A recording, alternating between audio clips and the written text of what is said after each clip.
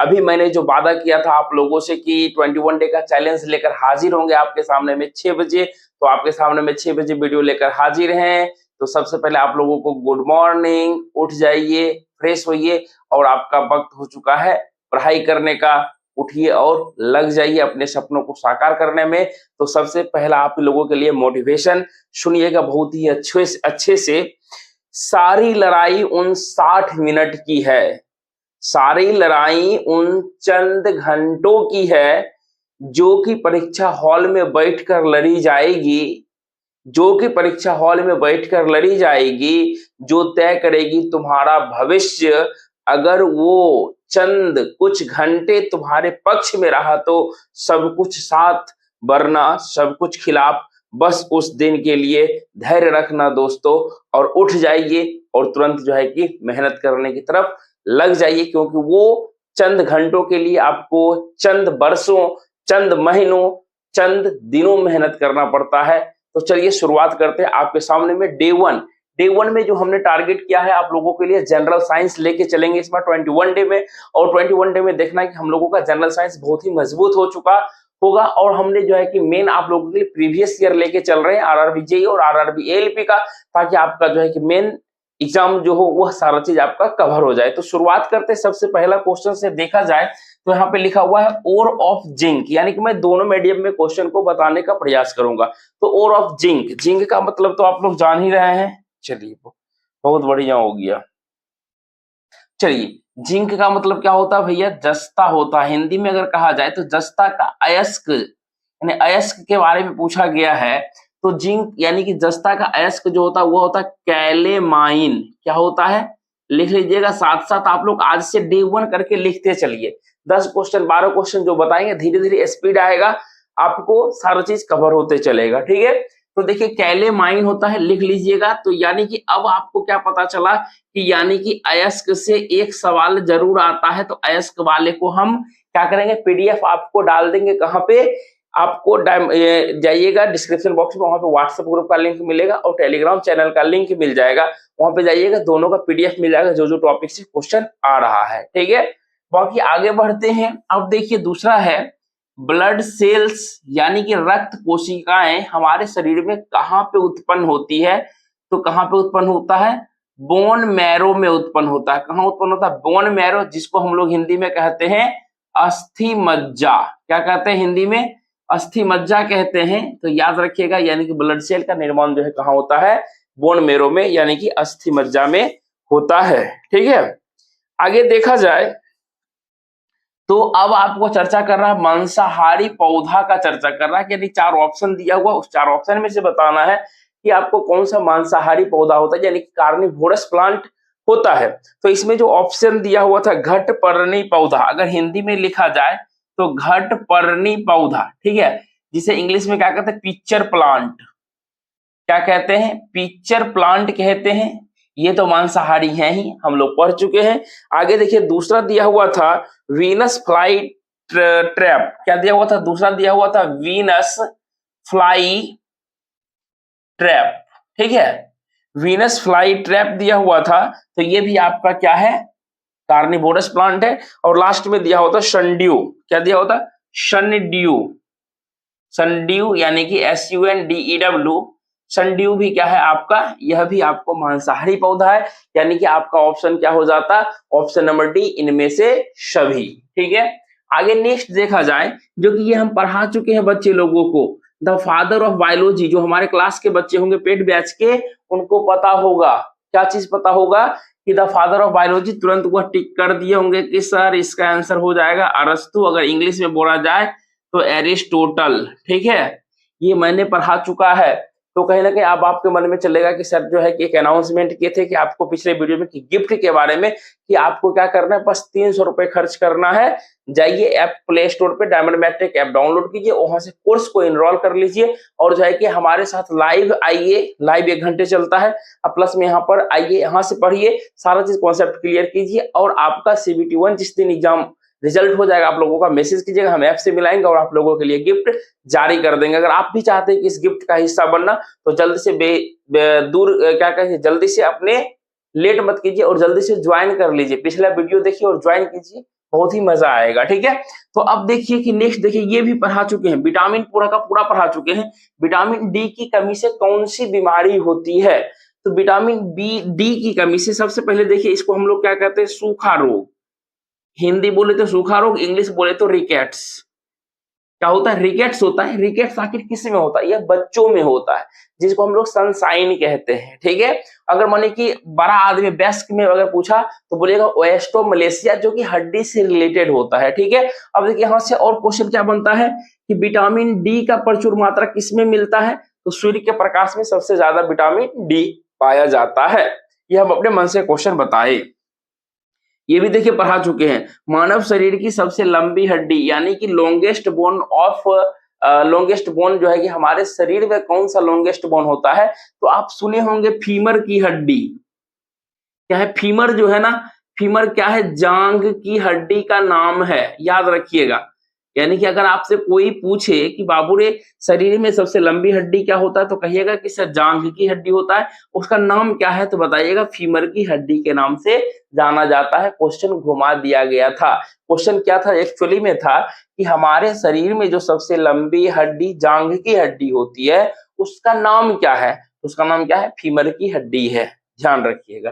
ठीक है, अगर मानिए अब से यहीं पे आपके मन में चलेगा कि सर अगर सबसे बड़ी हड्डी जान रहे हैं, अगर सबसे छोटी हड्डी के बारे में जान ले तो ये भी तो मजेदार हो जाएगा। बिल्कुल हो जाएगा ना आपके लिए। तो सबसे छोटी हड्डी कहाँ पाया जाता है बुआ रे? कान में पाया जाता है। और सर इसका क्या नाम है? स्टेपीज नाम है। स्टेपीज कहिए, स्टेपीज। ठीक है, स्टेपीज इसका क्या है? नाम है हड्डी का, याद रखिएगा, जो कि हमारे कान में पाया जाता है। नेक्स्ट देखिए, अब जो है कि ये चीज हमने सब क्या कहते हैं केमिस्ट्री का सबसे फर्स्ट क्लास लिया था, वहां पे जो है ना हमने एलिमेंट सिंबल और उसका एटॉमिक नंबर एटॉमिक मास भी लिखाया था, और आप लोगों के ग्रुप में पीडीएफ भी दिया था, बोला था कि इसको जरूर कंप्लीट कर लीजिएगा, इससे एक क्वेश्चन हर एक ईयर में रहता है। तो देखिए कितना आसान है। सल्फर, सल्फर को हम लोग एस से डिनोट करते हैं। सल्फर का पूछा एटॉमिक नंबर यानी कि परमाणु क्रमांक क्या होता है, तो सल्फर का क्या होता है? 16। जिनको याद होगा वो तुरंत टिक करके आगे बढ़ जाएंगे। ठीक है, एकदम आसान सा क्वेश्चन रहता है, भारी नहीं रहता है। आखिर देखिए शरीर का वह भाग जो ग्लूकोमा से प्रभावित होता है, यानी पेट बैच बदले वाले बच्चे तुरंत आंसर दे दिए होंगे। ग्लूकोमा देखे होंगे तो हमने बता भी दिया था कि अगर ग्लूकोमा आए तो याद रखिएगा नेत्र यानी कि हमारे आंख से संबंधित होता है, मतलब आई से संबंधित होता है। ठीक है, ये हो गया आपका। आगे देखा जाए तो देखिए अब डीजीटी से कितना क्वेश्चन हो गया हमारा? एक क्वेश्चन, दो क्वेश्चन। अब देखिए एक चीज और है, यहाँ बोला गया कि बेसिस आर टेस्टिंग। बेसिस का मतलब आप लोग जान रहे हैं, क्षार जो होता है हमारा, ये स्वाद में कैसा होता है। एसिड और बेस के बारे में पढ़ते हैं। तो बेस जो होता है कि हमारा क्या होता है सर, हिंदी में बोले तो कड़वा होता है, अगर इंग्लिश बोले तो बिटर होता है। ठीक है, यानी कि बीटर। ठीक है, अब अगर सर बेस टेस्ट में बीटर है तो आप तुरंत एक क्वेश्चन और आपके मन में आएगा, सर अगर एसिड के बारे में भी अगर पता चल जाता तो मजा आ जाता। तो एसिड जो है कि टेस्ट में क्या होता है? सोर होता है। कैसा होता है? सोर, यानी कि खट्टा होता है, याद रखिएगा। इस सारा चीज को वहां पे लिखिए एकदम, और आगे क्लास चलते जाएगा तो और डिटेलिंग पढ़ाते जाएंगे, बताते जाएंगे। ठीक है, नेक्स्ट देखिए कि क्या है एस्टेगमेटिज्म, यानी कि एस्टेगमेटिज्म जो है कि हमारे शरीर के कौन से अंग को प्रभावित करता है? तो एस्टेमेटिज्म जो है ना, यह भी एक बीमारी है जो हमारे आंख को प्रभावित करता है। इसको प्रभावित करता है, हमारे आईज को प्रभावित करता है, आंख को प्रभावित करता है। ठीक है, अब देखिए नेक्स्ट जो लिखा गया है, example of try atomic molecule, यानी कि देखिए कितना आसान सा है ये क्वेश्चन कि चारों में से बताइए कि कौन सा आपका ट्राई एटोमिक मॉलिक्यूल है। तो कैसे जानिएगा? तो देखिए आप लोग जानते होंगे, ध्यान दीजिए, ट्रिक बताते। देखिए नाइट्रोजन को आप देखिए सिर्फ एन नहीं, यहाँ पे देखते होंगे N2 लिखा हुआ, हाइड्रोजन को लिखा हुआ H2 देखते होंगे, ऑक्सीजन को O2 देखते होंगे। लेकिन देखिए ट्राई एटोमिक का क्या मतलब होता है? तीन। अगर मानिए कि हम ये चीज तीन ऑप्शन जान रहे हैं तो एक ऑप्शन जो बच्चा वही आंसर होगा। ऐसे भी ओजोन के बारे में हमने बिल्कुल अच्छे से पढ़ा रखा है। ओजोन का जो है कि फॉर्मूला क्या होता है? O3 होता है, यानी ऑक्सीजन के 3 मॉलिक्यूल से यह बनता है। ठीक है, ओजोन। और एक चीज और भी पढ़ाए थे आपको कि ओजोन दिवस कब मनाया जाता है, तो याद रखिएगा ओजोन डे जो है, ओजोन डे लिख लीजिए, यह जो है हमारा 16 सितंबर को मनाया जाता है प्रत्येक ईयर। इस चीज को ध्यान दीजिएगा, यह बहुत ही शानदार सवाल है। आपसे पूछता है कि बासी मक्खन क्या है? बासी मक्खन, बासी मक्खन का मतलब समझ रहे हैं ना, यानी रेंसिड बटर। रेंसिड बटर मतलब हो गया कि जो थोड़ा सा ताजा नहीं हो, बासी हो, यानी जिसमें ऑक्सीडेशन की प्रक्रिया हो गया हो। तो बोलता है कि बासी मक्खन देखिएगा दुर्गंध करता है, उसका स्मेल अच्छा नहीं होता। किसके कारण जो है बासी मक्खन दुर्गंध जो करता है, दुर्गंध यानी कि अच्छा स्मेल नहीं होता है, किसके वजह से होता है? तो उसमें एक अम्ल पाया जाता है जिसे हम लोग कहते हैं ब्यूटेरिक एसिड। क्या कहते हैं? ब्यूटायरिक एसिड कहते हैं। लिख लीजिएगा, BUTYRIC, ब्यूटेरिक एसिड। ठीक है, यहाँ पर लिख लीजिए ब्यूटायरिक अम्ल। ठीक है, इसके वजह से जो है क्या कहते हैं, बासी जो है कि वह बासी मक्खन दुर्गंध महकता है। नेक्स्ट देखिए कि अब ये भी आपको हम पढ़ा रखे हैं, बहुत बार ये बता चुके हैं, डबल हेलिक्स मॉडल। क्या है? डबल हेलिकल मॉडल कहिए या हेलिक्स मॉडल कहिए, double helical model of DNA. ठीक है, double helical model of DNA molecule was proposed by. आखिर यह जो है कि double helical model of DNA कौन दिया था? पूरा लिखने की यहाँ पे जरूरत ही नहीं है, तो वाटसन एंड क्रिक दिया था। कौन दिया था? Watson and Crick. यानी कि लिख सकते हैं आप लोग वाटसन और क्रिक जो है, वाटसन और क्रिक जो है कि आपको डबल हेलिक्स मॉडल दिया है, इस चीज को याद रखिएगा। और जो है कि आपसे एक क्वेश्चन पूछा गया है, SI unit of time period. जो बच्चे होंगे पेड बैच के उनको पता होगा कि SI unit of time period हमने क्या बताया था। तो टाइम पीरियड का SI यूनिट क्या बताया था? Second, SECOND, second. ठीक है, ऑप्शन देके गलत वहां पे नहीं करना है, याद रखिएगा। SI यूनिट ऑफ फ्रीक्वेंसी का क्या होता है? हर्ट्ज होता है, जिसे हम लोग HZ से डिनोट करते हैं। तो इससे ज्यादा आज हमारा सवाल नहीं था, और एक क्वेश्चन बहुत ही अच्छा क्वेश्चन है आप लोगों के लिए, उस क्वेश्चन को हम यहाँ पर लिखना चाहेंगे, यानी कि रिफ्रैक्टिव इंडेक्स के बारे में। REFRACTIVE, रिफ्रैक्टिव इंडेक्स, डेट इसका हिंदी होता है अपवर्तनांक।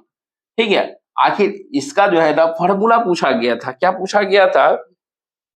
कहा गया था ratio of sine of angle of incidence. क्या पूछा गया था? यहां से आपसे कहा गया था रेशियो ऑफ एंगल ऑफ, लिखिएगा ratio of sine of angle of incidence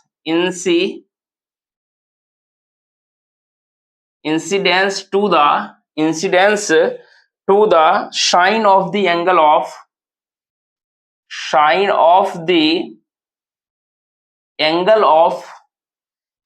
refraction called